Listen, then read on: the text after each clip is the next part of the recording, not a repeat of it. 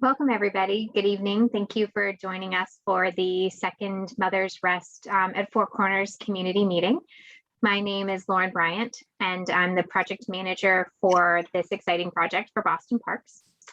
Before we jump into our presentation, I would just like to go over a few how-tos and what to expect tonight.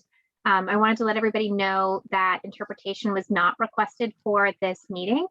So tonight's meeting will be in English only, but for future meetings, please know that we're eager to hear all voices. So we're able to offer translation and interpretation as requested free of charge for additional languages.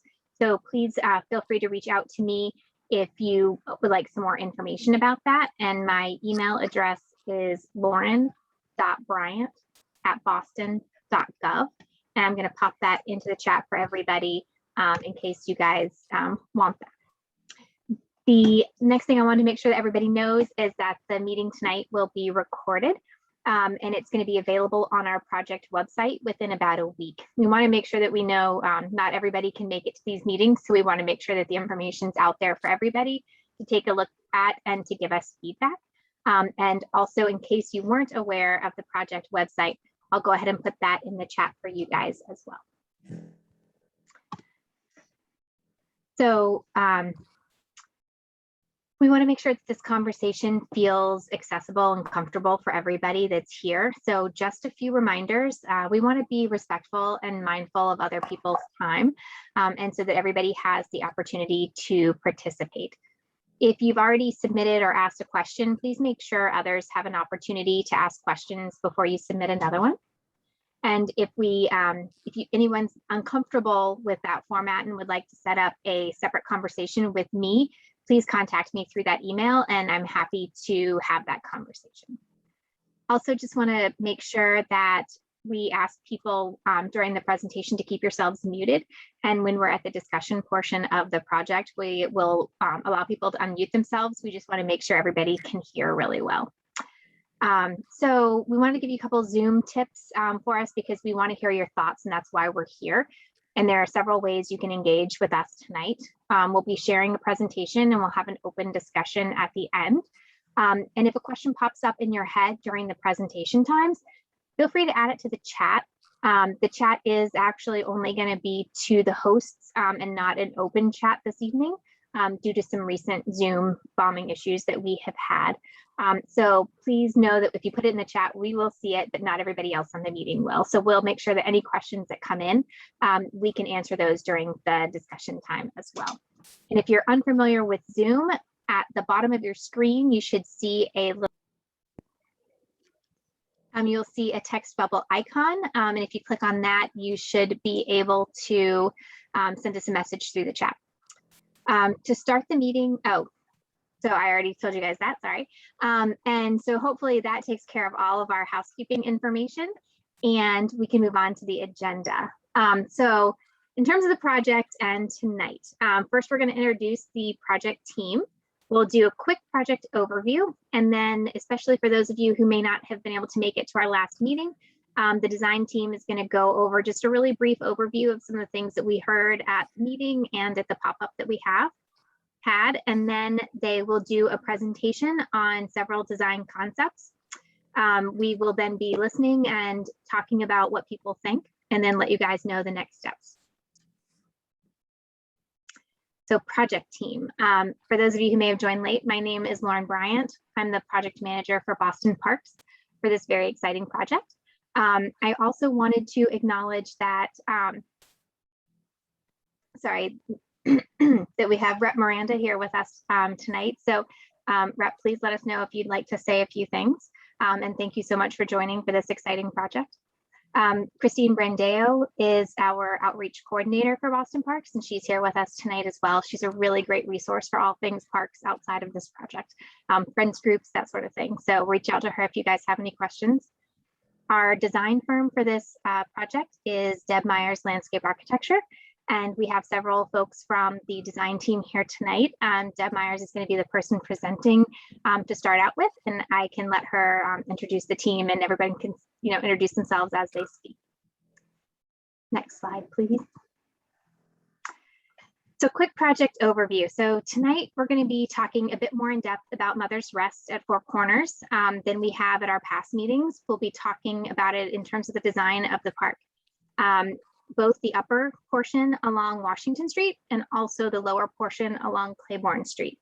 So we're going to be looking at the whole park.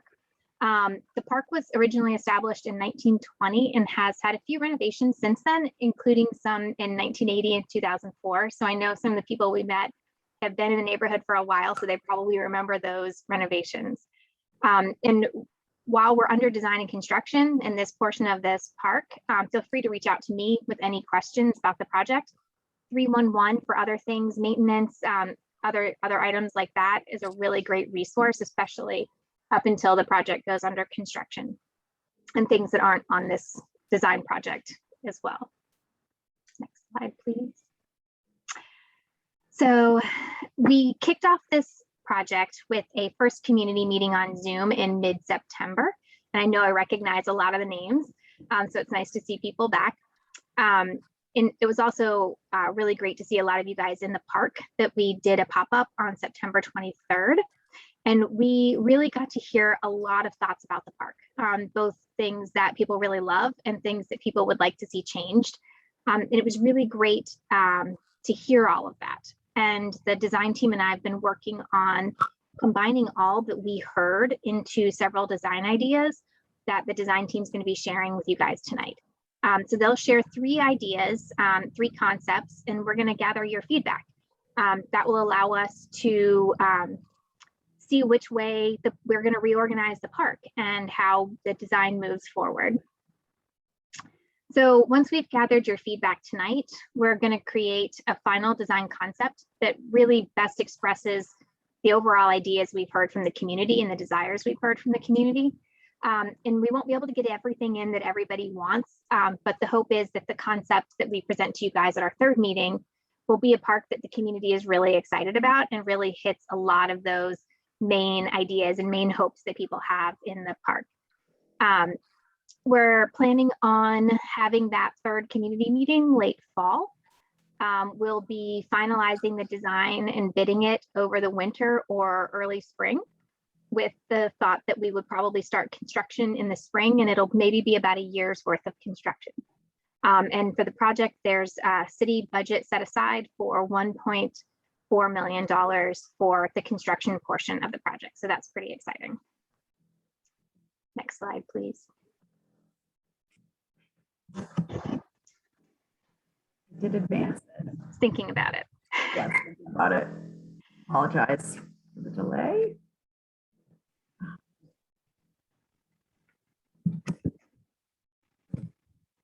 All right. So I can talk a little bit about what we're going to talk through in the next slide, but while it works to catch up.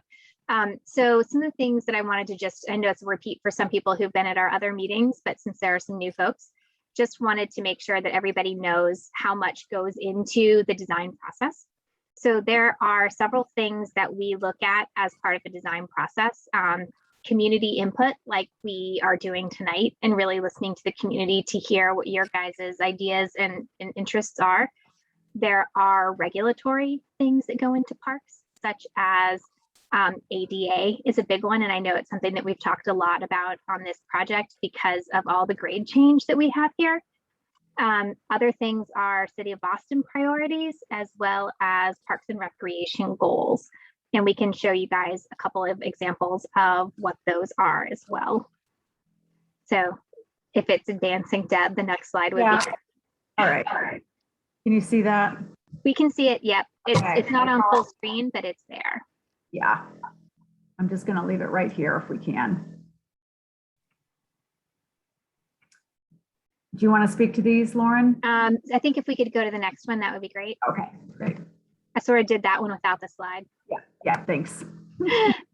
So the City of Boston priorities, during the project planning, we like to prioritize expanding access to parks, addressing equity and climate resiliency, which is really huge, promoting public health, and also building strong communities. Next slide, please. And so we also look at park specific goals, which do overlap a lot with the city priorities, and include things like the creation of parks which are accessible and available to all, providing diverse and balanced programming, working with our communities to design and utilize the spaces, and also promoting connections between the broader community and the neighborhood. And all of these goals, along with everything that we've heard and will continue to hear, hopefully, from the community, are going to help us continue on this park design journey and hopefully end up with a park that the community is really, really excited about seeing to be the space that they use for all of their, outdoor needs. And so with that, I'm going to stop talking now, and I'm going to turn it over to Deb to start the presentation. Thank you, Lauren.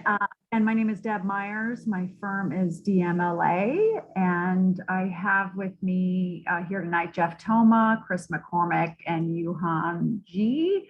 It's really been a team effort along with the Parks Department and also the community. So for those of you I haven't met yet, either on the Zoom or during our pop-in, I look forward to the feedback, and I can't wait to show you what we've come up with. So over the course of both our last Zoom meeting and as well as the pop-in that we had, we really paid attention to what the community suggested programs were.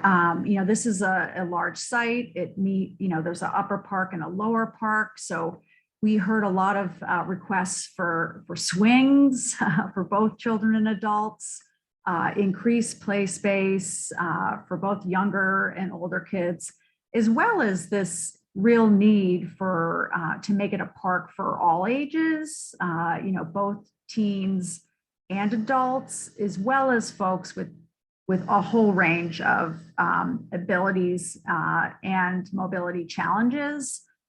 So we're really, those are sort of these core driving principles as we moved into design. Multi-purpose plaza event, the grass area has been used heavily for exercise and just for kids. So those are valuable inputs. Quiet space, opportunity for some color and flowers.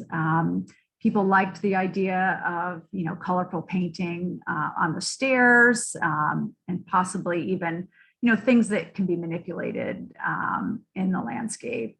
Tables, picnics, birthday parties, all great things to have in our park. Folks mentioned an amphitheater. We have this wonderful slope and hill. So it is a great opportunity for performance or for viewing sunsets, outdoor classrooms. So we're really thinking about all these things that are being said and how we can create multi uses within this park. Game space for adults, small seating spaces, not everything has to be a large gathering. Water, water. We heard that a lot. Canopy and shade were also things that we really paid attention to. Other suggestions that we felt like came in more of sort of elements or things to include, telescopes, bike racks, trees, making sure the trees are both pruned for visibility, but also preserved, educational elements, labels for history, labels for ecology, creating an arboretum for the trees that are on the site. So, we heard a lot of great, the ginkgos coming up the street. So ways to really make this park feel like unique and of this place. And then, of course, trash recycling outlets, musical elements, exercise equipment, the Christmas tree we think the DPW was raised, possible shade or shed for games, drinking fountains, and also, cameras for security. So we sort of internalized all these suggestions and all these program ideas into the options that we'll be sharing momentarily.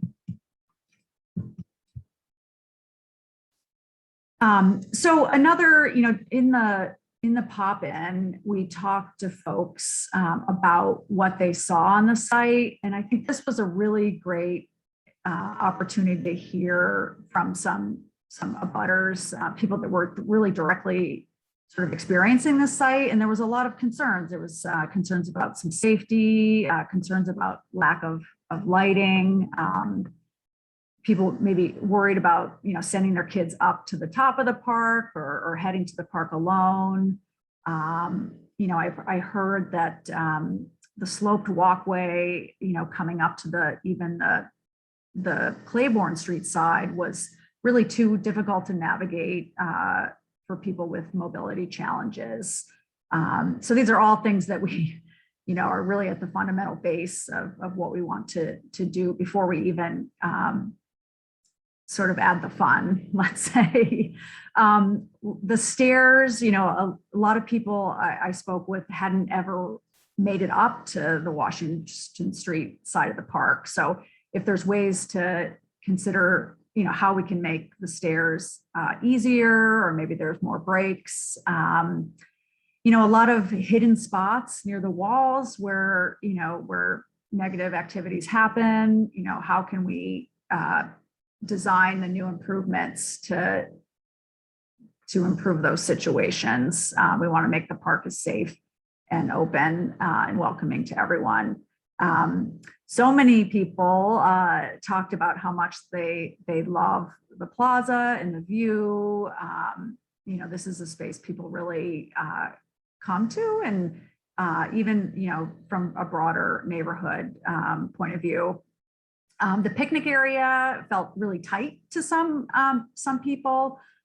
So we're really, again, we're all the feedback, comments, both, big and small, they all really matter, and we really listened. Next slide. So for those of you that showed up, and we also showed these similarly at the 2 meetings, but in person, we had folks, people vote. We gave them red dots for a no and green for a yes. So you can see the tallies of what we call the dot board. So, 8-0 on some fun mounds with a slide. Water, water was well liked, both I think passive and also kind of a spray form. For those, there was a lot of children that came to the event, and the slide, the slide was again, yes. Let's do some slides.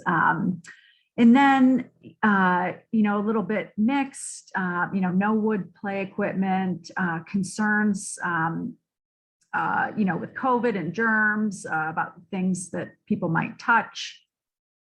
The park's identity, a lot of people, again, resonated with making this, the stairs, which seemed like a barrier, an opportunity to really welcome people into the park, and really, especially from below the view corridor, looking up the street, to really have something so visible that could draw users into the park.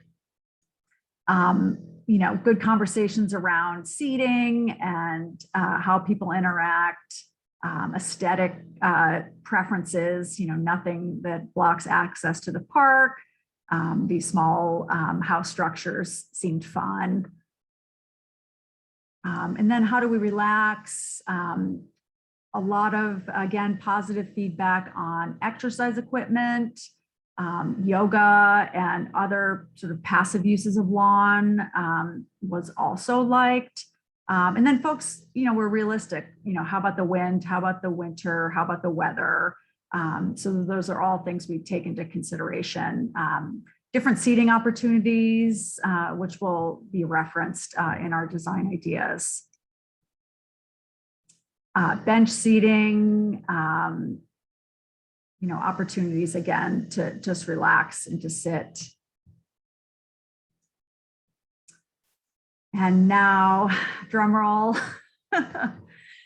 So we have, Lauren mentioned, we have 3 design options, and they range both in a variety of different program pieces that are included, as well as levels of sort of change. Our first option, moving up, our first option is how do we repair and really add value to the park as it exists, all the way up to the third option, which is sort of less play elements, but more accessibility improvements. So we'll go through these, and we have a series of slides. And at the end of the discussion, we show all 3 side by side or almost side by side. And that's really when we're going to welcome, feedback on what you like, what you don't like, to allow us to move forward into the next step. Deb, I was wondering, thinking about it, because I just realized we didn't talk about it ahead of time. I'm wondering if after each of the design options, we take a short break to get some comments so that while it's fresh in people's heads, they can let us know what they think about each one, and then we can sort of do a comparison at the end. Does that work for you? Yeah, I think that makes more, the minute I said the opposite, I thought it would be better to, because it'll be a lot, because I think there's like 9 slides for each option. So we'll pause. Great feedback, Lauren. Thank you. Thank you. All right. Option 1, we call Revive. This is the existing aerial. To orient you, we have Washington Street at the bottom of the page and Claiborne Street at the top of the page. We will lead you this legend, this master legend. We'll go through ramps and stairs, playground pieces, water play, teen and adult space, plaza, dog park if it's applicable, seating, and green space. So option 1, like I mentioned, we are keeping the main spine of stairs that comes from Claiborne Street up to the bottom of the terrace on Washington Street. We, in most options, improve and actually add a ramp to bring folks from the Claiborne Street up to the existing level of the playground. Another ramp we're proposing to come up to a second tier of the playground. The playground in this option we're really excited about. We've added our swings, room for a net structure, separate spaces for both the younger kids and the 5 and up children. We would love to, there's so many great pieces of equipment, but this is an example of sort of a net / climbing piece. And then another feature of this playground, which we think is great, is utilizing the slope that exists and adding some nets, adding some handholds, and really creating a play surface moving up the slope. So that's unique to this first option.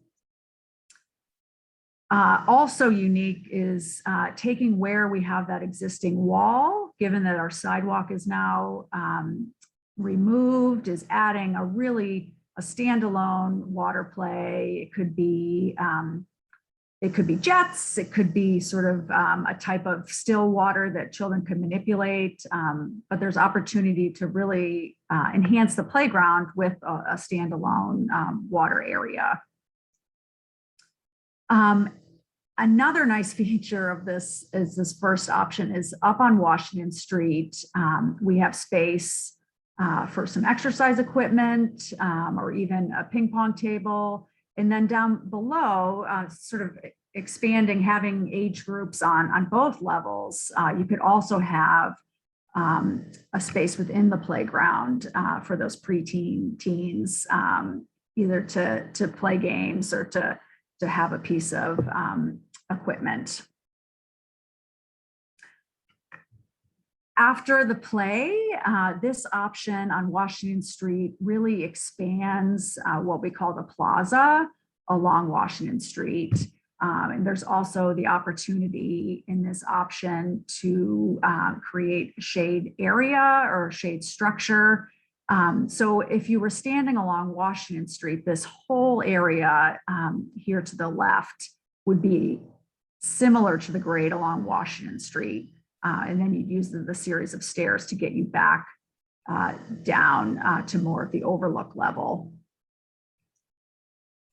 Opportunity for stadium seating, great spot for benches here and maybe some telescopes. Again, opportunities for seating down in the play area. So this option really has a lot of activities both at the top and the bottom of the site. This is an example photo here of what sort of the stairs and sort of some stadium seating might look like. So very durable and easy to maintain and really fun. Oh, so adding green space. So we have in this area, it is probably the smallest, I would say, of the three options of a lawn space.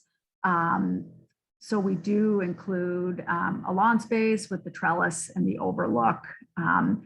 This is, something that could also be swapped out. So those comments as we sort of come to the final plan are certainly welcome. But again, just to recap, this option, preserves really all of the trees. Maybe there's a few that we have to review as we expand this playground, but it really has the largest playground, water play, some ramp modifications, extending the sidewalk area with tables and chairs and trees, and then terracing down from that Washington Street elevation down to like a lawn and trellis space. So let's pause there on option one, revive. And I'd love to hear your comments, what you like, what you don't like, where we can improve.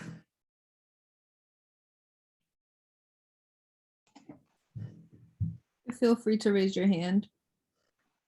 And then we can unmute you. And if anyone doesn't know where that option is, at the bottom under reactions, there's a place to raise your hand. Marcos, you can unmute yourself. Thank you. Good evening, everybody, and thanks, Rep. Miranda, for joining us tonight. Well, I guess a couple comments. Certainly, again, it's a nice proposal. My question would be around the suggestion to have landscaped areas that would actually have flowers, not just evergreens. So if you would be able to point those out, because I think that does matter. Certainly we're adding color to the stairs, or at least that was proposed, and I think that's great. But just really having color, natural color from flowers would be important. And then the other comment is about how my suggestion of a kiosk was sort of, I guess, turned into a shed. Again, I want to differentiate that a kiosk is not a shed. I think that we have an opportunity to bring a kiosk that could actually serve to provide and sell and make available snacks and, again, other amenities for parents and anybody that comes to the park, and more importantly creates some economic opportunity and jobs for our young people. So again, I know that in the last meeting there was a question about whether that could be incorporated into the current budget for the park.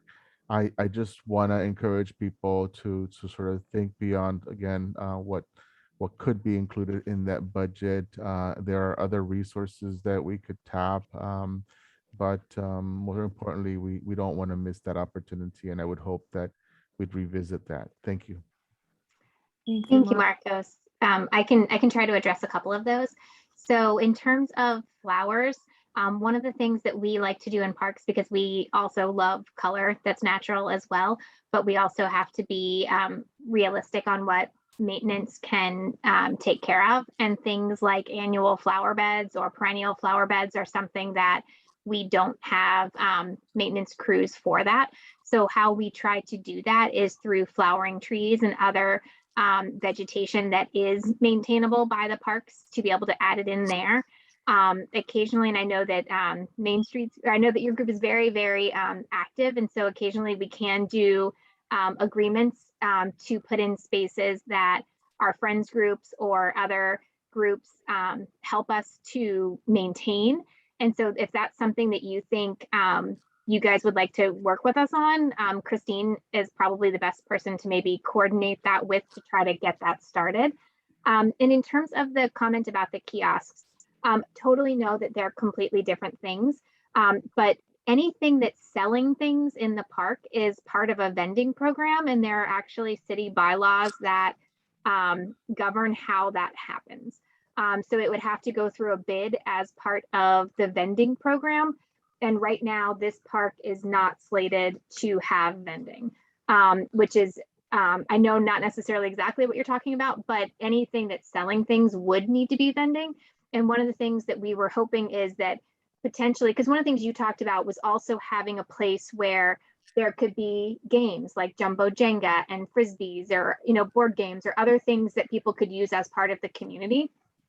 And so what we were thinking about is that could be something that potentially some of the neighborhood associations could have a space, and shed might be the wrong word, as opposed to a storage space, that some of those kinds of things could be stored in the park for use for programming that's put on by the community. And so that was sort of this thought of potentially doing a somewhere in between.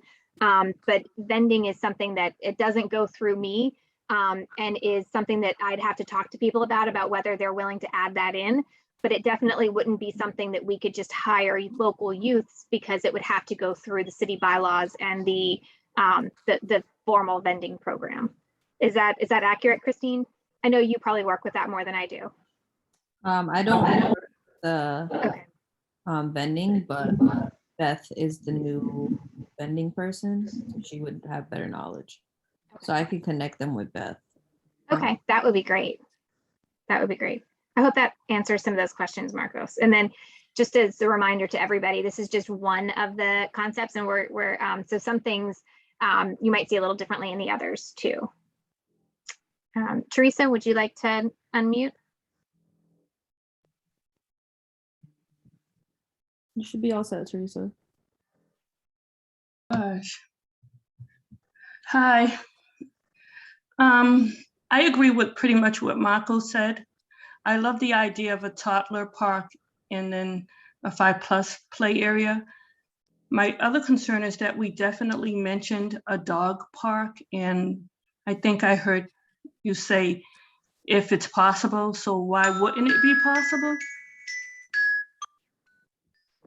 Just to answer that question, as a reminder, this is just one of 3 concepts. So one of the concepts does show a dog park, because we're trying to make sure that we can get feedback on a lot of different ideas. One of the things with the dog parks is we have to have we need to be able to know if dog parks are going in, that there's a dedicated group of people that are going to use it. A lot of times at parks that we go to, that we hear we'd really like a dog park, a lot of times it actually doesn't come from dog owners that they're requesting a dog park. It comes from other people in the community that would like a place for other people's dogs to go, to keep them away from the rest of the park. And then we end up with a dog park that might not be used, and then there's even less space in the park. So it's definitely a conversation that we can have, but it's not only about money. It's also about making sure that what goes in is being used. So I think that part of what we'll see when Deb is going through things, in terms of money, you know, if we put in a dog park, it also means a smaller playground. If we put in more ramps to make it fully accessible from Claiborne to Washington Street, that's a lot of infrastructure. So then the finances shift in other places too. So it's about making decisions about priorities and what's the most important to the community and also what is used most in the community. So I hope that helps Teresa answer that. It does. And Okay. can we just go back to flowering plants? Because aren't there some flowering plants that you can use that don't have to have a lot of maintenance? Absolutely. Perennials? Yeah, and that's what I was saying. That's exactly what we like to do is things that are flowering trees, flowering shrubs, things like that. It's really the annuals and the perennials. When people talk about flower beds and flower gardens, that's really the level that we can't do. So you're absolutely right. Things that are more hardy, more woody plants that have flowers are exactly the kinds of things that we're going to look to put in. And I know, and Deb, I don't want to steal any of your descriptions, but I know looking at her plans, some of the trees are colored in green and some of them are colored in pink. And so I think those are some of her ways of showing like where, at least on the tree canopy level, there could be some flowering trees to bring in some more color there too. Is that correct, Deb? Yeah, absolutely. And I know, Lauren, we've talked about this because I love flowers too. But you did say that we could, in absence of lots of annuals and perennials, that we could do a hefty fall planting for that first spring flush, and some things that, maybe like daylilies and other perennials that are sort of easier to maintain, or maybe don't need, can just bloom and move on. So I hear these comments, and I will do my best to meet the Parks Department's requirements, but while also sort of making it a really pretty place to be. Thank you. Any other comments on this option? You can It looks like Joyce and Marilyn also have their hands raised. have someone else who wrote it in the chat that we have. So go ahead, Joyce. Hi, I just had a quick question, and I understand from what you said, Lauren and Deborah, perhaps, that the dog walk area might be on a different group of slides, a different version than this. It's just that I had seen dog park in the key, Mhm. and I was trying to figure out, is one of these pinks the dog park, but apparently not. Is that what you're saying? That's Yes. right. Yeah, that's the list of everything that's shown on every plan, or on all the plans combined. It just might not be on every single plan. Okay, thanks. But that's a good comment that could definitely be confusing. So thank you. Thank you, Joyce. Colin, you can unmute yourself.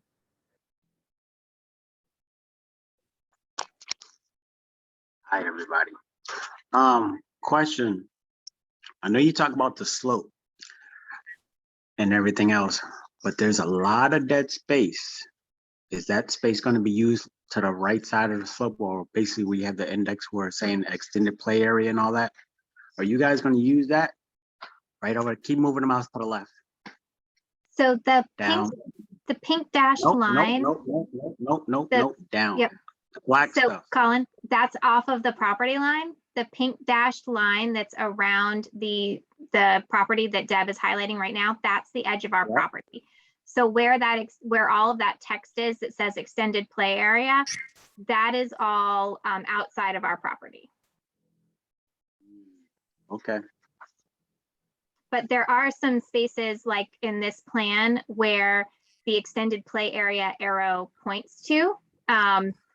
That area is the area that's beyond the playground now, which a lot of people did talk about there not being anything back there, and that being a dead space. So we are looking at the areas that we heard about people being concerned about, and looking at what type of activities could help to activate that space so it doesn't feel as closed off.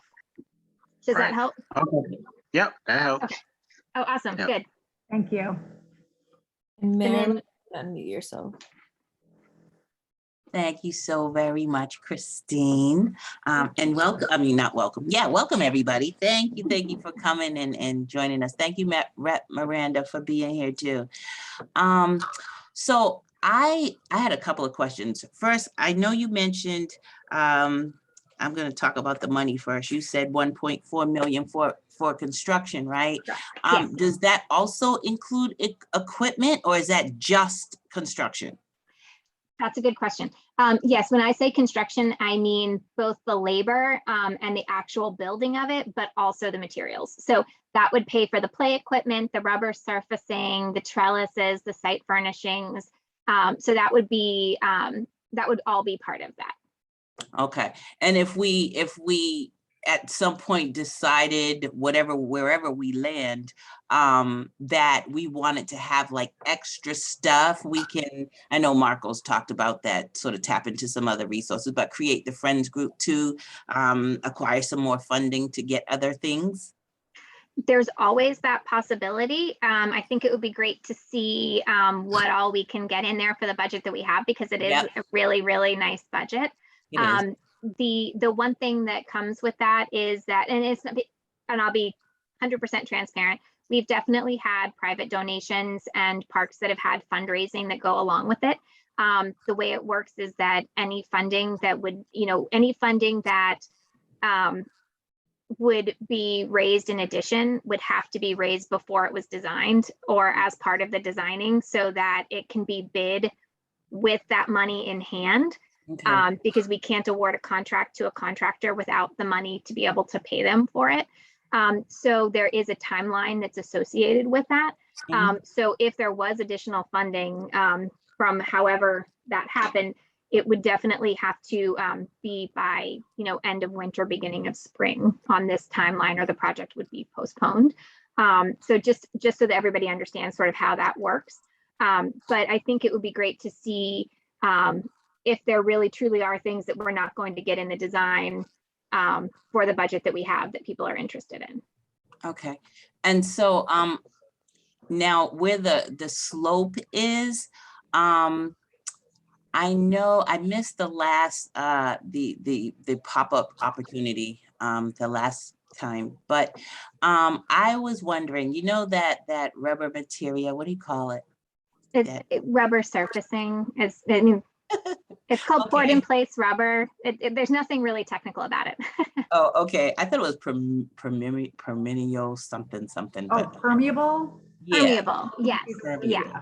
Okay. So I was thinking, and I'm not sure if you talked about that, because again, I go back to the Garvey Park, and I love the fact that they have that wall. I mean, the rock climbing thing, and it's sort of on a sloped area. This is like a natural slope, so it feels like it would be a really good place to put something like that, because it's physical, and I guess both kids and adults could use it, right? But I think that surface would be nice, maybe on top of it. I don't know. So yeah, that's Deb, I don't know if you can jump back to the one slide that has that embankment on it. So this edge right here, so that's showing how that could work on a slope. And this one is very similar to the one at Garvey, except for the one at Garvey has the rubber surfacing under it versus the this one has artificial turf under it, which both count as safety surfacing under play. So it's just a different way of looking at it, but that same type of thing could be done with the same rubber surfacing that's at Garvey. Perfect. So yeah. And then lastly, on the metal rails overlooking the bay, did we talk about putting like the telescopes over there for? Okay, perfect. I just missed the last meeting, so I just wanted to make sure that got in there. No, that's great. Thank you for bringing it up. It's good to hear that re-emphasized that people are thinking about it. Okay, perfect. That's what I needed. Thank you. Thank you. Wonderful. And I just want to throw out there that, somebody in the chat was saying that they think that game tables with chess on them would be really great addition.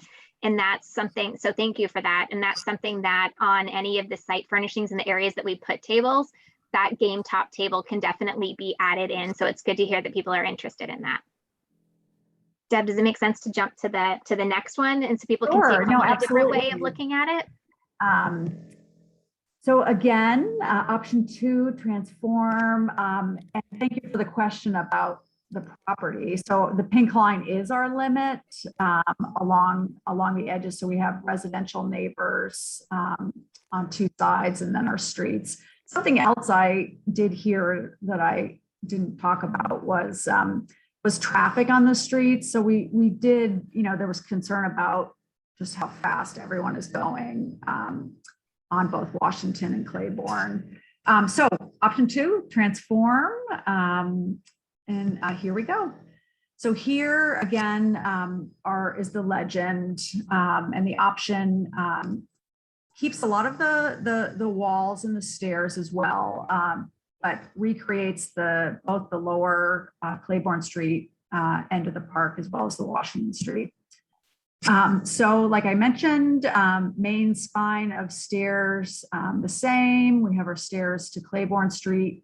We added a second, for those of you that have walked along Claiborne Street, there are some remnants of homes that used to be here with staircases. So we would like to create more opportunities along the street to permeate and come into the park. So that's something that's different with this option. And to focus on the top on Washington Street, again, we felt it important to make it feel very welcoming and to expand the level at the sidewalk grade deeper into the park, creating an expanded overlook space, keeping a lot of the existing trees and adding others with benches. So again, ramp coming to the left, stairs coming down, and then our sequence of stairs and ramps continue as they are. The playground in this option is similar in size to what is there now. We introduced some small play mounds. There's lots of opportunities to create sort of some undulating topography. Great opportunity for both some sensory play, but also maybe a large, tall structure that has a lot of different components. Again, coming back to sort of a really fun slide. Given that we're expanding the width of the play area in this location, we're going to propose some sort of multi-tiered, not full amphitheater seating, but some tiers and some terraces to hold back the slope along this edge. Again, water play merged right within the play area. Be really fun on a hot day. Not like today, but in the summer for sure. More space sort of tucked away for like those game tables that were just mentioned. Game tables, again, a lot of these spaces can be programmed as we move forward, but this is a bit of a spatial exercise. But ping pong tables, game tables, space away from the younger kids for the older teenagers to hang out and feel as if they have a space that's theirs. Telescopes. This is our great telescope spot. So I think, the telescopes will work on all the options, but I do feel like they really fit well on this new plinth, this plaza that's elevated. We did a bunch of standing on benches and standing on tables to really figure out where the best views are. In those few feet, filling in this space that's sloped now could really make a difference in being able to see the water and other things. So we're really excited about that. And the telescopes are on the top of our list, as well as bike racks and other sort of necessary park drinking fountains. All of those things will be incorporated into whichever plan that we move forward with. Dog park. So here we have our dog park.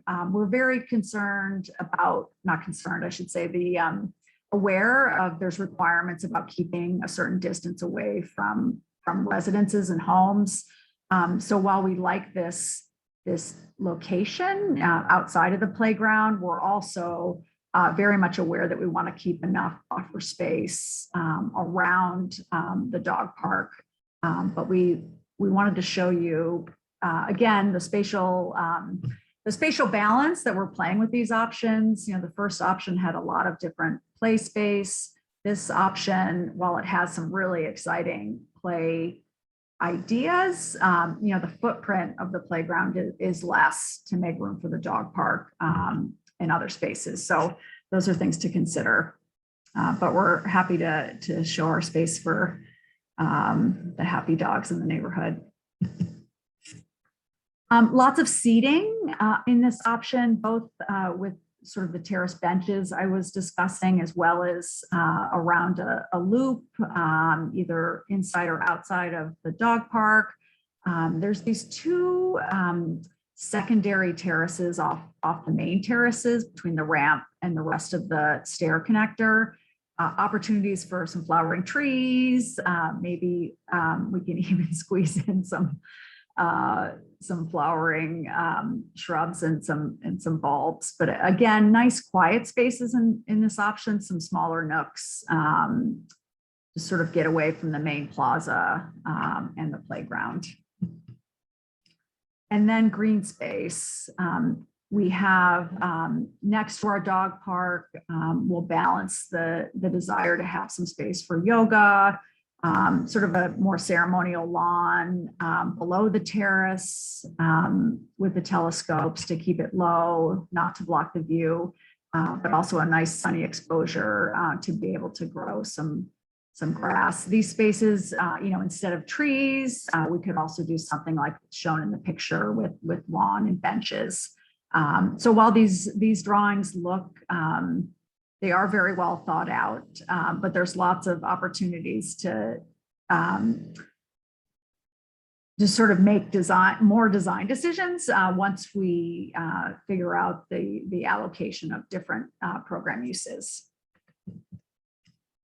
So to recap on option 2, we have a very robust play area, separate space for the older kids, room for the dog park, expanded Washington Street terrace, wide open plaza for viewing or for larger events, as well as a grove of trees to continue the canopy that exists today, but also to create new opportunities and some seating and signage.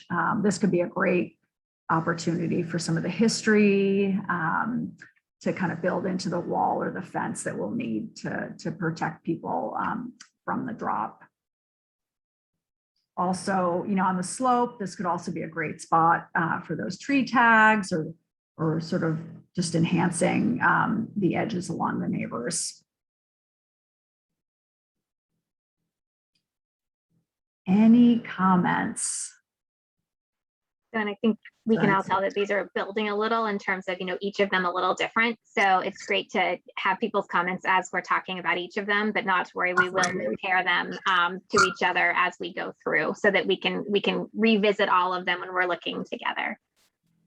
Jen, do you want to go ahead and unmute?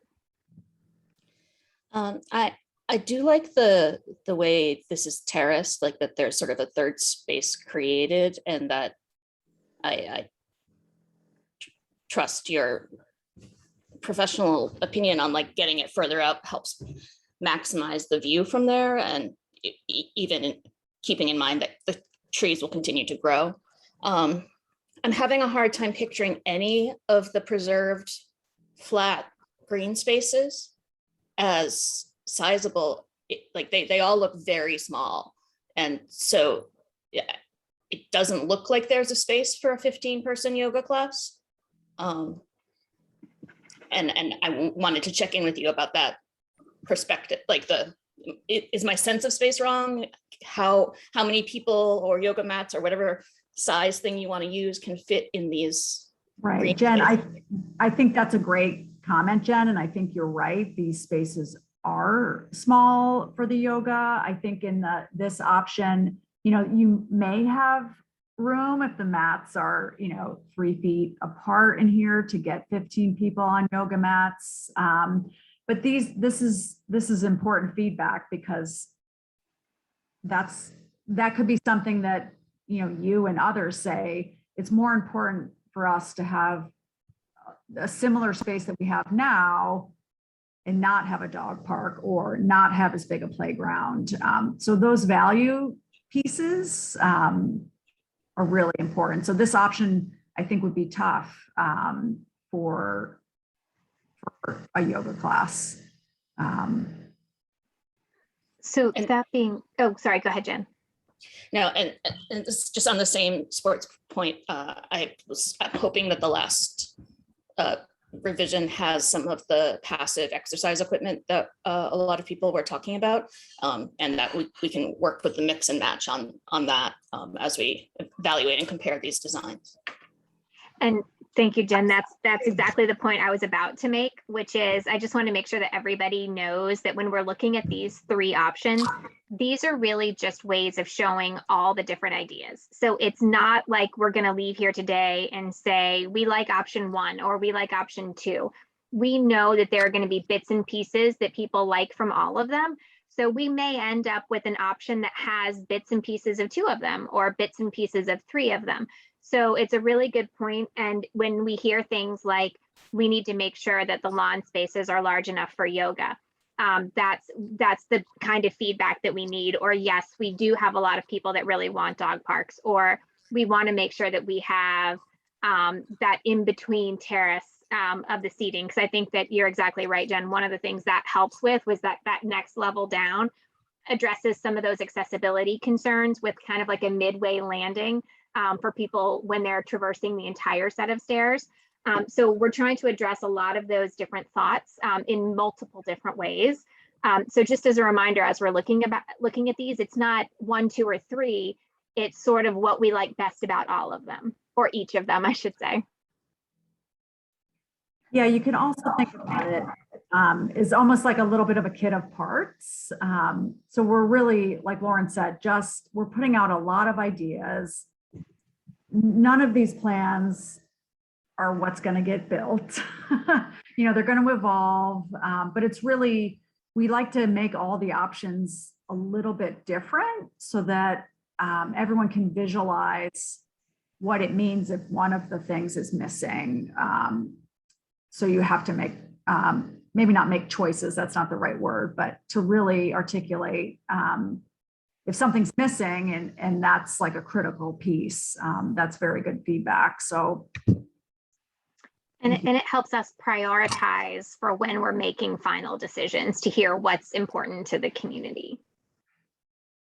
Marcos, do you want to unmute and let us know your thoughts on this one? Yes, thank you.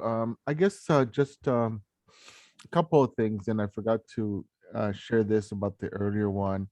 I know that you were talking about breaking up sort of those stairs, particularly because of seniors. And so one thought I had was sort of like a landing halfway up, that on either side, with some sitting space, just so that if you get tired, you're not standing like just on the stairs, and you actually have a way to sit down. Right, even if it was just a seating and not a larger space. That's a good point, Marcos. Thank you. Right. And then I guess my reaction to this design is the what I perceive to be the loss of that sort of circular space at the top, which again, I'm thinking about how that also serves as a play area at times, right, for little kids. And so, a parent that has a young child may want to use that space as opposed to having to take them all the way down. It's a safe sort of in the park space for maybe a 2-3-year-old to ride their little bike or what have you, right? Mhm. So thinking about the loss of that sort of flat hard surface space is kind of what stood out for me here. I think that's a really good point. And I think that in addition to that space being important for that use, I just want to make sure that part of what we looked at too is a loop path sort of down at the playground edge, because we know that that gets used a lot for tricycles and that kind of thing too. But it's really good to hear, Marcos, that that top area is also used for that, because we also know that, you know, some people only go to the Claiborne side and some people only go to the Washington Street side. So it's good to understand some differences of how those are used, and the fact that it is used with little kids up there is really good to hear. Could I ask a follow-up? Because I think it is a great point. So, because, and I think we looked at this in a couple different ways in terms of that space, because I also, in some ways, I really love that it's a few feet down. So it is very feeling of safe for, you know, parents and kids. But then it also feels a little maybe hidden and lower. So do you feel like it wouldn't feel as safe if it's at grade with Washington Street?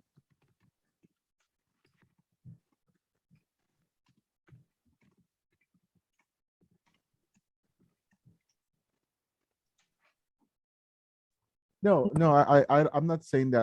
I was trying to just figure out, you know, what kind of space is left there, Yeah. right? Yeah, Yeah. for that. Yeah, thank you. Yeah, we're trying to keep as much of a space here for lots of different uses. But it is also a very good point that we haven't shown, although there's space for it, active play. We've shown some options with play or with exercise equipment up in the upper terrace. But I think that's something that we should consider, you know, if we want more sort of play area space on the top. So thank you for those comments. And I raised that because, again, maybe a parent can't do the trek down the stairs with a child and their little bike and what have you. So, you know, yeah. Yeah, we want to make sure it's accessible for everyone. Right, for sure. Teresa, do you want to go ahead and unmute? Also, that space has been used in the past for yoga. I've actually taken yoga classes in that space. So that space is used for a lot of different things. So I just think we should be mindful. And I'm seeing some notes in the chat regarding the doggy park. And as a dog owner, I would like a doggy park. There are quite a few dog owners on this line. Even before I really got into it, I was getting texts that the doggy park wasn't being mentioned. So it's just something I think, it's not important for everyone, and I get that, but I just think it's something that should be considered. And it's not just people that want to keep the dogs away from their property. There are actually dog owners. So, and again, I know that we're not going to get everything that we want, so I may have to compromise, but it's just a thought. No, and I appreciate that, because you're exactly right. Like, and it's good to hear who's asking for the dog park, right? Because as you can imagine, depending on the park and depending on, you know, who's out talking about it, sometimes it truly is just someone that's like, you know, I'm a parent and I don't want the dogs near the playground, or, you know, I'm a senior that just likes to sit and I don't like the dogs running over. And it's not always necessarily the dog owners. And I'm not saying that that's the case here, but that's why we're asking those questions, just so that we can understand the desire as well.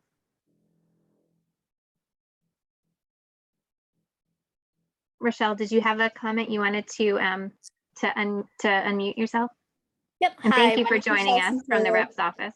Oh, no problem. My name is Rochelle Centella. I'm with Rep. Liz Miranda, and I have a question. It might be a little bit of a silly question, but I noticed that there's a lot of empty space on the slope area by the stairs. Is there any way for us to utilize that, or is it just too steep that like we can't do anything over there?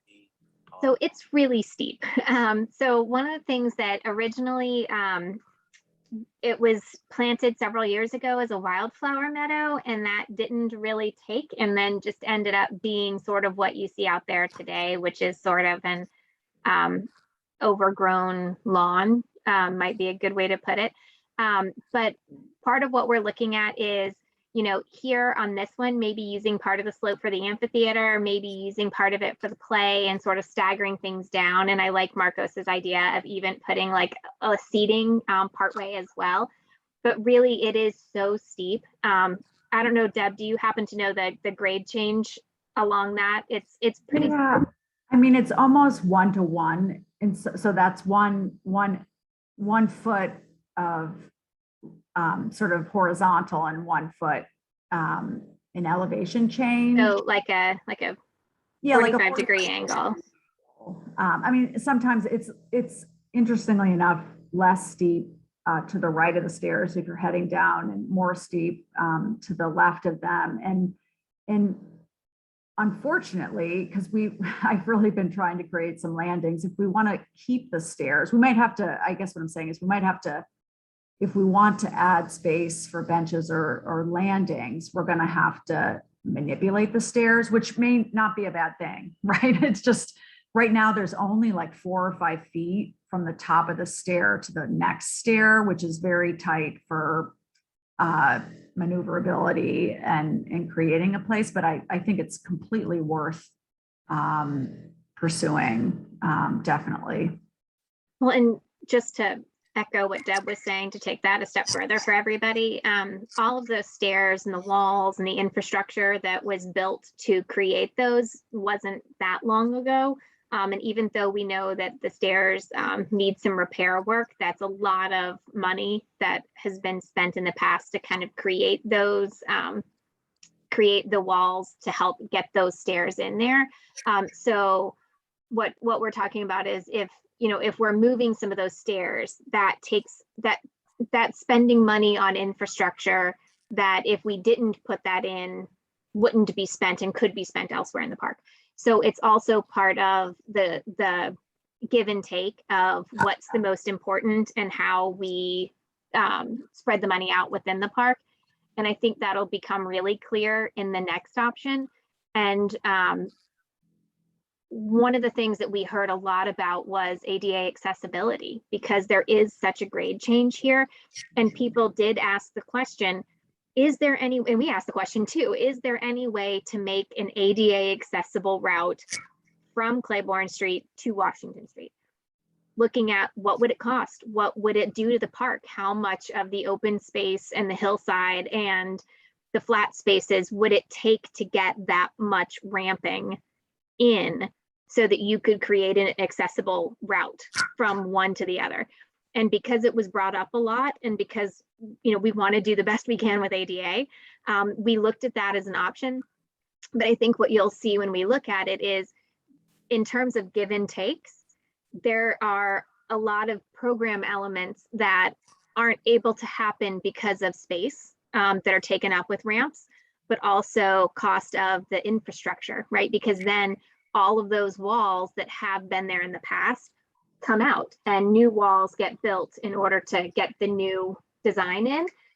But we know that ADA is really important, and it was something people brought up. So we wanted to get the feedback on what that means for the park.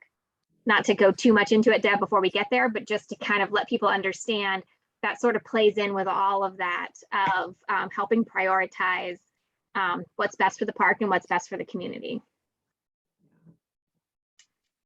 Yeah, and I agree with the comments that there isn't much happening on the slopes. And we're really trying to make the most of, creating some terracing at the bottom and the top to sort of mediate that if we can't make it fully accessible. So yeah, if there's any more comments, I can go on to the third option, which Lauren alluded to.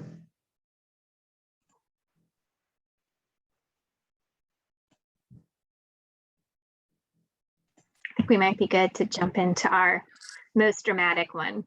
All right, so option 3, we called Unite.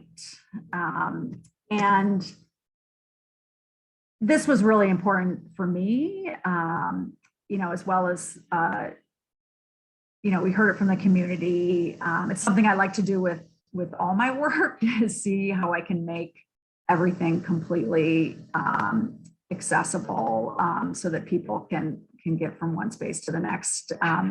But as you can see from this diagram, all the gray blue is ramping. So we've improved the ramp from Claiborne Street. We have a little bit of ramping happening on the playground loop. And then we have ramping coming up through the middle of the site. We've created a nice landing, and then we ramp up again to a series of terraces. Speaking of the trade-offs, we have a smaller playground. As Lauren mentioned, a lot of the budget would go to the ramping and the new stairs. I should also point out we rearranged the stairs so that they weren't such a, I would say, divisive part of the park, sort of coming right down into the middle to try to sort of create some different views, but still room for some play area. Again, we'd probably have a combined space for the 2 to 5 year olds and the 5 and ups. Some space, we swings came up. We love this idea of having some multi-use swings also at the top of the park along Washington Street. Might be a great place to have that chat with your with your teenager, or a nice talk with your friends for that type of space, but not a lot of space in this option for that. Plaza space, the main sort of change, you'll notice that this is less formal. The other two options sort of had a much more symmetrical plan. This is creating a wedge of space, both with using the existing trees and a nice plaza, open plaza for tables and chairs. We have some steps down to another plaza. This could be used for a lot of different things. It could be more play. It could be for yoga. And then moving on to the seating. The nice thing about creating a series of ramps down the slope is you can create spaces mid-slope. This one is not that large, but it could be a nice landing terrace mid-slope, so you could have a view of the play area as well as some of the plantings beyond. This option, we heard a lot of, not a lot, but we heard comments about, having space for picnics, having space for a school group to come, having a family birthday party where you can invite a few friends. So this would be a nice picnic spot. And then building the ramps, we also have, just by nature of needing to terrace the slope, we're going to have some walls that could be also used for seating. Nice little seating nook also on the base of the playground. And then green space. Interestingly enough, this space, because of, again, the budget spent on the infrastructure, we were proposing to almost leave, put in some more trees and maybe expand the lawn and improve it in this area where the lawn exists. I still think it would be a great opportunity to have some access, either sloping up from the street or a series of stairs to bring you up to this space. To recap, we have our fully accessible plan, new stairs, new ramping, family tables, some adult swings, mixed plaza, and some stadium seating, small turf lawn space here with a seat wall. This might be a nice space for a small yoga class, or even, part of the exercise. One of the comments we heard was not just about the yoga, but, people doing stair climbing, hill climbing, and other exercises in the park. This might be a great version for them just given all the terrain that's accessed. So that was a very quick run through of the fully accessible plan. Again, the trade-offs, while there is lawn and plaza space, the playground is much smaller. There's no dog park and there's no water play. So those are some of the questions or priorities that would be great to hear now that you've seen an option that really pushes the edges of the slope.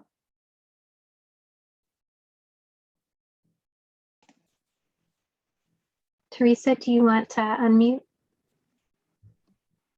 Okay, so with this last one, what I'm hearing basically is that the majority of the money will be spent up with the stairs and accessibility, correct?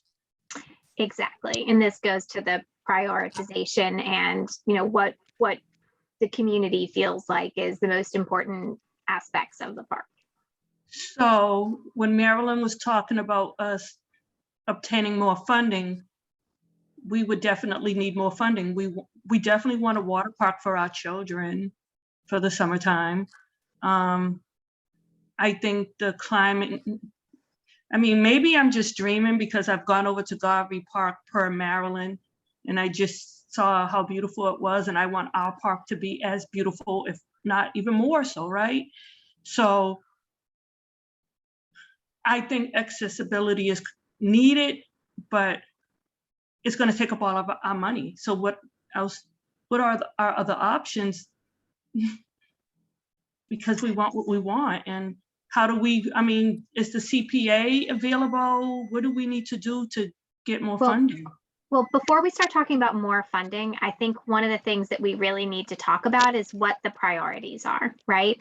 So if full accessibility from Claiborne Street to Washington Street is important and the most important thing in what we want to do versus some of the other concepts and some of the other designs, then yes, there would need to be additional funding, and that conversation could happen as we move forward. But I think before we get to the conversation about funding sources and how that would work, we need to talk about, it's not just funding with this one, it's spatially, right? There's not as much space for other things as well as funding. So I think that that's part of what we need to hear from the community is the importance of each of the elements in these designs before we can come up with what the ideal is and really understand from a cost perspective what that means. Does that make sense? But if accessibility, because if we did this, that would mean wheelchairs and they could go up and down, or not really? Absolutely. And just to reemphasize for everybody, the park as it exists today, or any of the other two designs that we talked about, will have accessible routes throughout both the upper and the lower, and the stairs would meet ADA guidelines. But you're right, you could not get a wheelchair from the top to the bottom. But each terrace would meet ADA guidelines. It just would not have an accessible route fully throughout the park. Yes, this one would have one straight from Claiborne to Washington Street. It's not that the other ones wouldn't have ADA accessibility. It's just that you couldn't get a wheelchair from or a stroller from Claiborne to Washington. But as we can see, this one takes a lot of ramps. It uses a lot of the space in the park for that as well. So that's what we're looking at for prioritization. Okay, I'm going to let somebody else give some feedback. Thank you. I appreciate the comments and the questions. Kisnekia? I'm sorry. I know I'm getting that wrong. I'm sorry. No, it's okay. It's Kisnekia. Oh, that sounds so much lovelier than the way I pronounced it. Nice to meet you. Is there another route from Claiborne Street to Washington Street? Another accessible route? So if anyone on Claiborne Street who really needs to get to Washington Street to that side of the park could get there? Not through the park. But Because from I will what be I, honest. Oh, sorry, go ahead. Well, no, I was just and gonna, then also, is it that the ramping has to run directly to the middle of the park and not like on the side or something? It seems like a lot of space and like it's not efficient ramping, but I am not willing to compromise accessibility because that feels like not community to me. so we could put the ramping, this is the right length of ramp that we need in the park, but you're right, you know, you could scissor it, you know, along the edge or down the middle. This is how we laid it out, just based on where the grades are on the site. But it certainly could be done in a bunch of different ways. I guess my point is that if there was a very happy compromise, that would be favorable to me. I do feel like it feels like more of an adult park than a child's park. Absolutely, you're right. I like the water play on the other two designs. And I felt like there was a lot more 2 to 5 play, which I feel like it's a bulk of what, at least the parks I dream about, the kids that are at parks. So, but anyway. I agree. And that's why we're here to have these conversations, right? Because we need to hear this feedback. And, you know, looking at the, I just pulled up a map of the park because even though I've been there, like I was trying to remember like how many houses are there between like the park and each of the side streets, right? And you know, the side streets really to connect between, to answer the question, between, you know, Claiborne and Washington, it's you know, Park Street and Dakota. So this is like really right mid block, right? So like you do have to go, to answer the question, pretty far around. It's not like, oh, one house over, there's the street that connects, right? It is really, I mean, it's really mid block, right? So yeah, it is tough.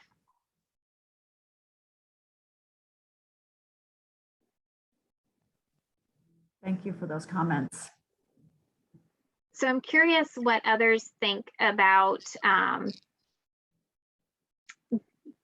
the idea of having both the upper and the lower terraces being accessible, but having the stairs as existing between, versus trying to find, like Mikio was saying, a happy medium of trying to get the ramping in, but try to also do it in a way that we can maybe eke out a little bit more spaces for larger program elements. And that may, everybody's right, it may require more funding than we have. But that's something that until we sort of know what direction to try to push the design, until we develop it a little bit further, we won't really know what those costs are and whether we have enough for them or not.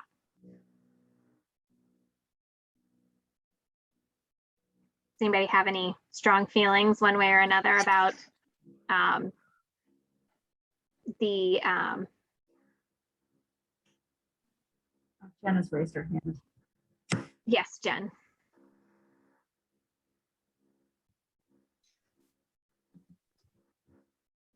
So it took a moment for it to let me unmute. Apologize. Oh, that's okay. I am an advocate for accessibility, Me too. but this feels like taking the park away from the neighborhood at this point, rather than I would love it if Kizzy's right in terms of there being an attractive zigzag that could do this more efficiently, but I don't know that that's true. And I feel like it's inappropriate for the 15 or so of us who were able to find out about this meeting and be in the room tonight, who aren't the professionals in the meeting with us, to be like eliminating major aspects of this park that's been serving the community for a while, rather than something that everyone would, when it was done, look at it and be like, that's a major improvement. That that was really concerning to me, like the historic use of this park for community exercise, for and you know, it would be a signal of the seriousness and respect with which the city was treating the community and the residents here with things like the water features. I know Garvey is much bigger, but I believe their final budget came in at like 5.1 million. Mhm.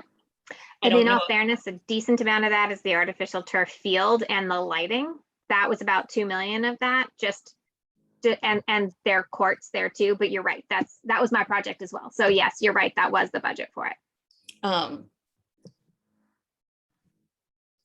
This plan, I hope there's a different way to do accessibility, because this plan feels like breaking the park for the majority of the families with kids who want to use it, and not creating a better gem for the neighborhood to celebrate and be around. Thank you, Jen. And final plug for the passive exercise equipment never came up. Do you know what I'm talking about? The like push-up like exercise bars? equipment. Yeah, and we actually there was one in the first option. There was one that was it wasn't individual components, which may be why it didn't look familiar.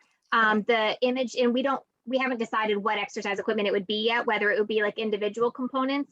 But the one that Deb showed, it had orange upright bars, and it had like 3 to 5 pieces of equipment that are together. And so it might have looked, it might not have registered as. I think I thought it was a exercise climbing equipment. structure. I'm sorry. Yeah, exactly. So that's just one way of doing it. It's just super easy to place a couple of those things around this lawn space that's preserved in some capacity in all of the designs.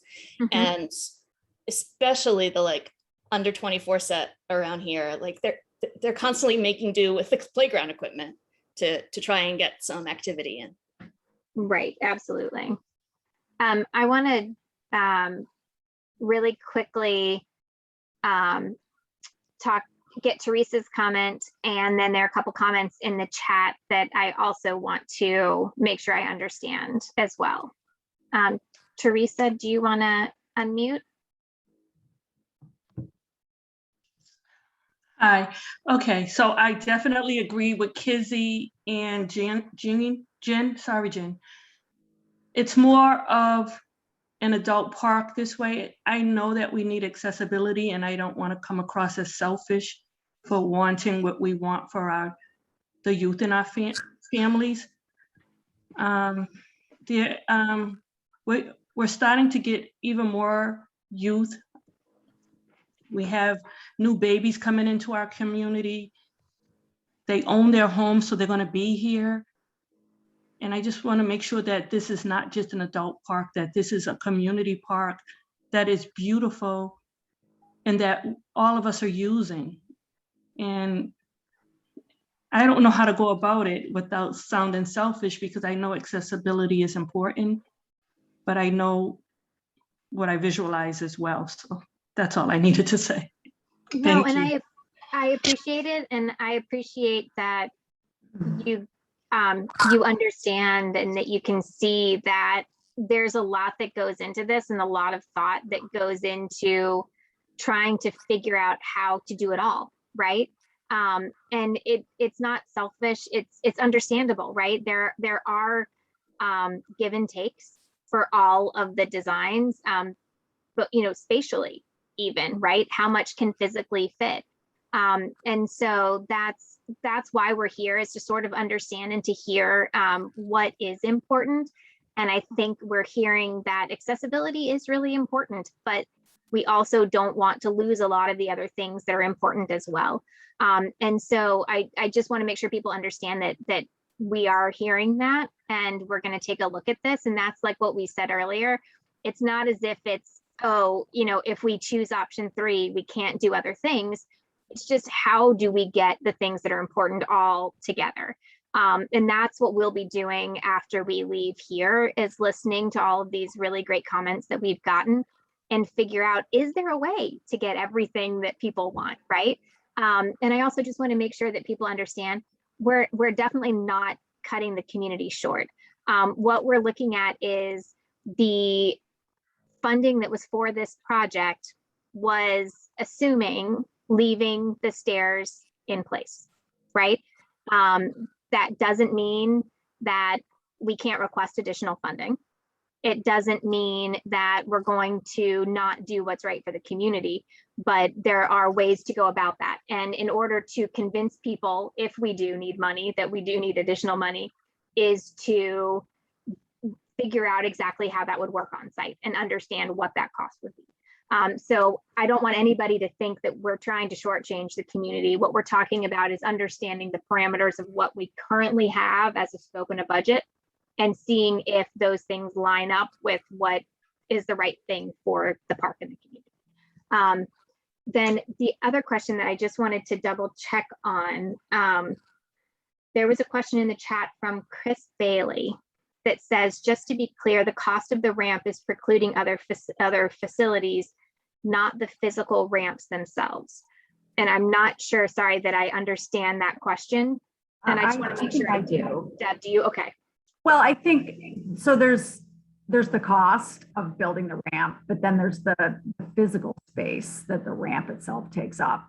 So I think that's, and the person can correct me if I'm wrong. So I think the answer is no. We have space available. It's the budget that's constraining the ability of this plan to include both ramps and water play and other pieces that may be assets to the overall development.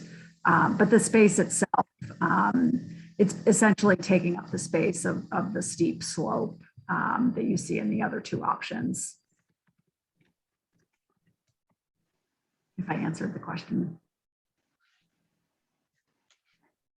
And someone was also, Jen was asking when the presentation would be posted. So what we typically try to do that in the coming days. The video of the meeting, the recording sometimes takes a little bit longer. But the slide deck is something that we could get posted quicker, just because the video has to get converted to a YouTube thing, and I don't understand it. I don't do it, but so that takes a little bit longer. Done But by, sorry, Lauren. no, I thank can you. have it posted. If I get it back converted tomorrow on time, I can have it posted by the afternoon. If not, it'll be on there Thursday morning. Okay, thank you, Christine. I'm just trying to make sure I didn't miss anything. So there are a lot of really good comments in the chat. So it's great, and those will be added to our notes from the meeting too. I want to be respectful of people's time. I know we had scheduled till 7:30, and we're running a little beyond that. So if people have to go, I totally understand. Deb, we did have a couple of slides that compared the three, and just sort of, I think we've done a pretty good job of trying to understand sort of those differences between them and how different levels of programming affect the space. And so if anybody else has any other thoughts, the other thing that I'd like to propose and work with Deb on is that I really appreciate Jen's comment about how this isn't the entire community that's here, right? Not everybody could make the meeting. And this is a big change, right? Any of these really do affect the community and the neighborhood. And so one of the things I'd like to propose is that Deb and I take a look at these, and over the coming week or so, try to put together a survey that can get at some of these. We might even be able to see if there is sort of hearing all the comments that we've heard, see if there's a fourth option that might sort of combine a lot of the things that we've talked about to try to get feedback. And so I can send that out to everybody once we get that survey live. And then like Jen was saying, we can try to really get more of the community to give us their feedback on it, because we do want this park to be what the community wants. That's why we're here, right? So the other thing I just want to do a little plug to is anybody that didn't hear about the meeting from me personally that would like to be on the email list, please feel free to send send me your email in a chat and I can add that to it. So then that way, when we do the survey, when we have our next meetings, I can make sure that you guys get those as well. So I just want to throw that out there.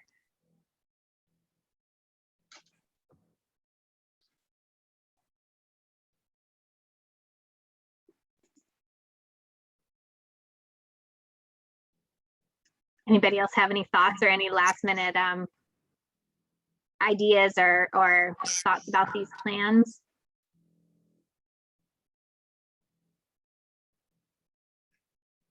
I want to, I guess, oh, Marilyn Foreman raised her hand. Go ahead, Marilyn. Okay, so this might be a little presumptuous or selfish of me, but so Snap Chef, if I'm facing the you know, the overpass part, they're over on the right-hand side. And it's a wonderful, wonderful program. And, you know, we had conversations about, you know, bringing Snap Chef to like the community outside. And so thinking about doing like cooking demonstrations, because it's a culinary program. So I'm just hoping that on that space, and I'm like trying to orient, you know, where this is on here, that there's going to be nothing that sort of obstructs, you know, that space, so that, you know, it can be part of what's happening, so that, you know, maybe some of those demonstrations can take place as well. And I know Todd is on here. He'll probably kill me. His hand is up. He's probably going to like cuss me out right now, but I just want, you know, we talked about this, you know, as a community with Main Streets and all that. We want to try to incorporate some of those gems that we have in the community, so that it does feel more community and bring everyone into the fold. So there are a lot of things that are going to be happening along Washington Street that will kind of, you know, steer people in the direction of this family space, right? And so I just don't want anything to obstruct that in our planning process, to just think about what's on both sides, all sides of the park, and how we can take advantage of all of the open spaces there. Okay, so let Todd yell at me now. Thank you, Marilyn. I appreciate that. No, thank you, Marilyn. This is a tremendous project. And it's, you know, obviously right next door to our lovely building there. And yeah, I agree with everything that Marilyn's talking about as far as community development, what we do there. But the park plans are awesome. All renderings from a lot of different concepts.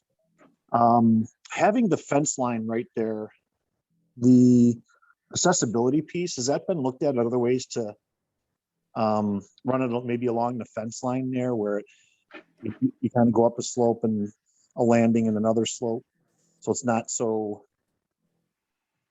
steep, because that can kind of go along the side there, maybe. I don't know, I'm just thinking out loud. But so Todd and Deb, you may be, it looked like you might have been about to jump into.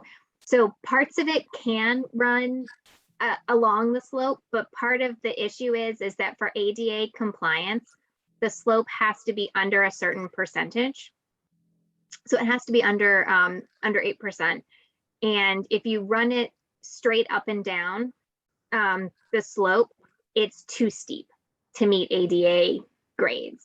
And it would be very unsafe for somebody in a wheelchair or with a stroller trying to go down it. So unfortunately, one of the things with ramping is that very short portions can go the same direction up and down the slope, but it has to actually weave back and forth along the slope in order to stay under the grades that we have. That doesn't mean this is the only way to do it.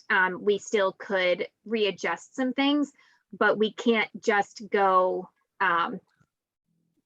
just keep it straight on those edges.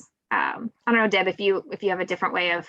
Yeah, no, I think I was trying to like draw on top of this, but I think there's the constructability of ramps, and then I think Lauren's point of like if we ran it straight from Washington Street to Claiborne, it would be too steep. And then there's the constructability of working with the grades. There's a little bit of art on putting ramps onto slopes. But I think I was just going to, and, you know, obviously, I think Lauren alluded to the fourth plan that we'll probably be working on is to look at, you know, taking some of the comments. But right now I was just sort of playing with this, you know, if we have these pieces, you can, if you sort of see what I'm getting at here, you could, you know, tighten it up on the one side. I feel like I've heard that comment from a few people and sort of terrace.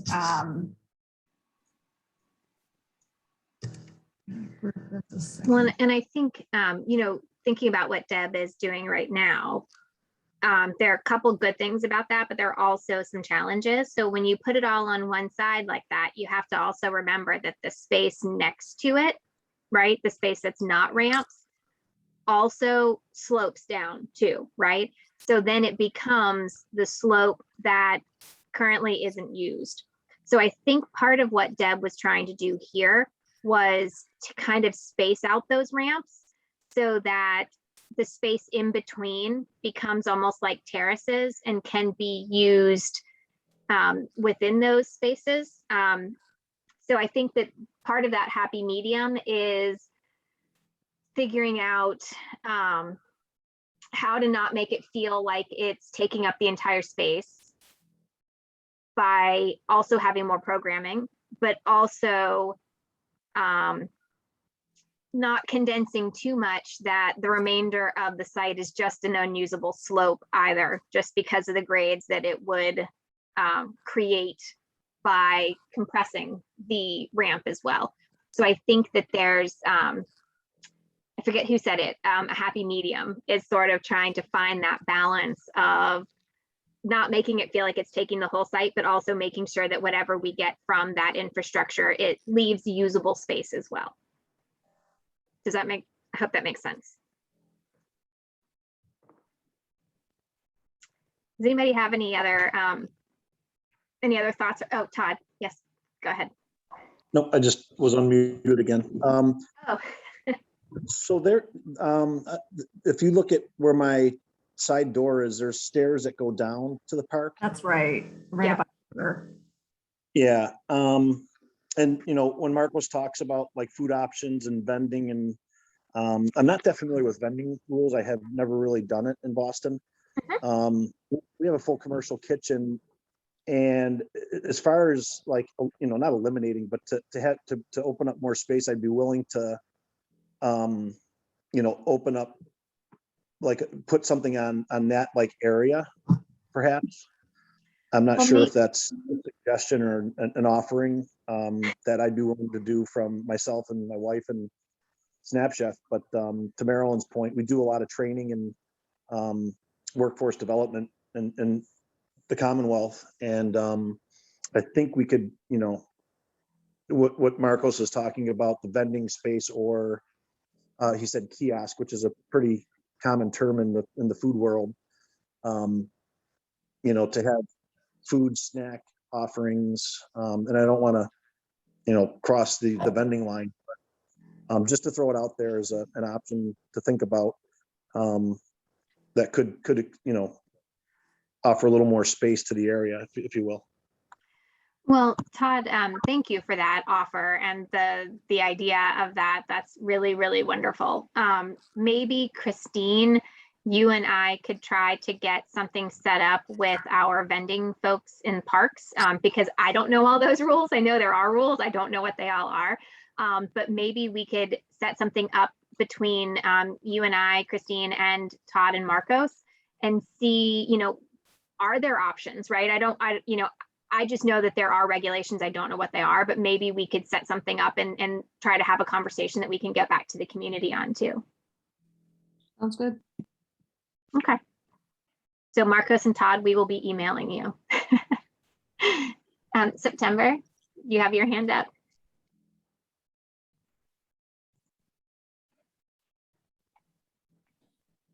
Hello.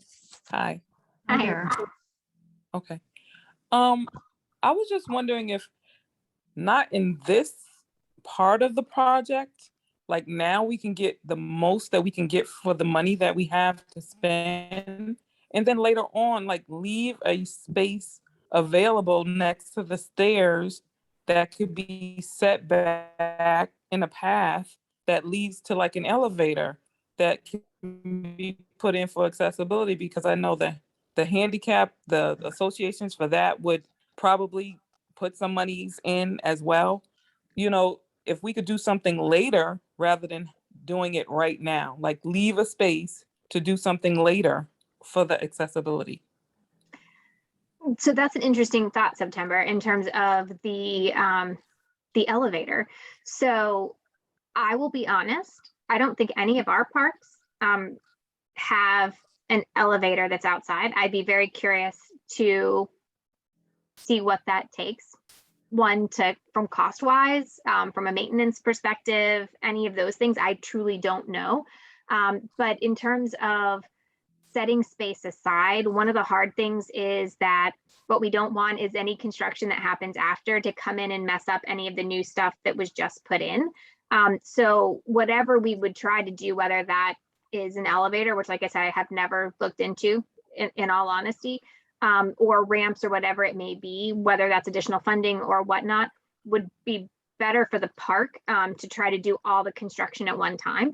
But that doesn't mean that's not something that we can look into and see, what is the best accessibility option for the park. But preferably it would all happen at the same time.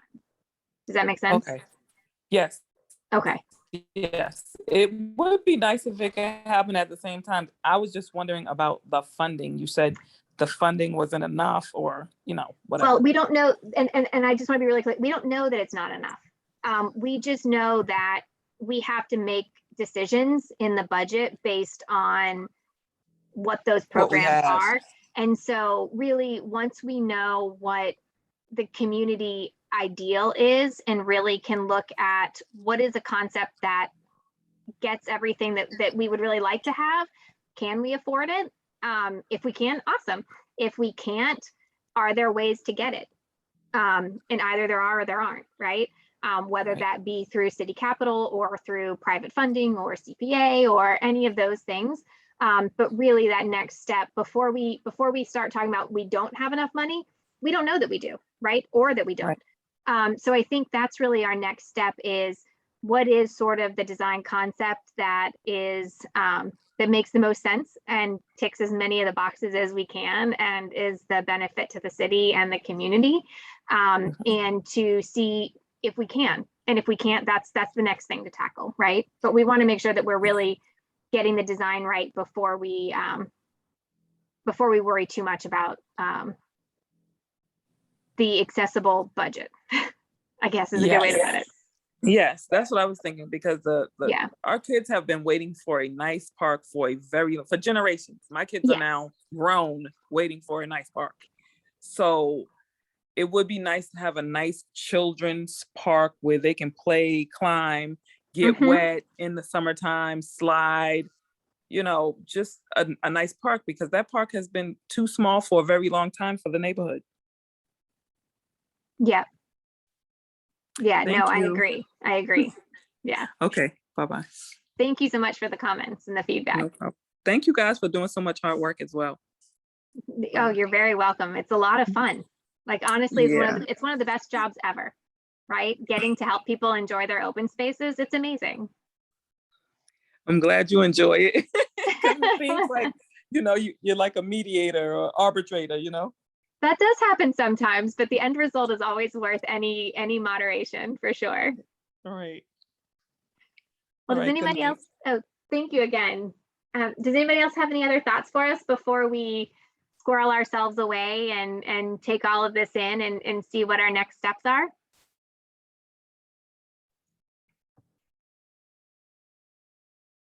Okay, well, Marilyn? Just a question. On the website for this project, is there space for like comments, or we could ask questions there? So the comments come to me, and there's a place that you can click on a link that says, send comments to the project manager. So my email address is on there, but they would all just come to me. So if you guys have comments, you can email me.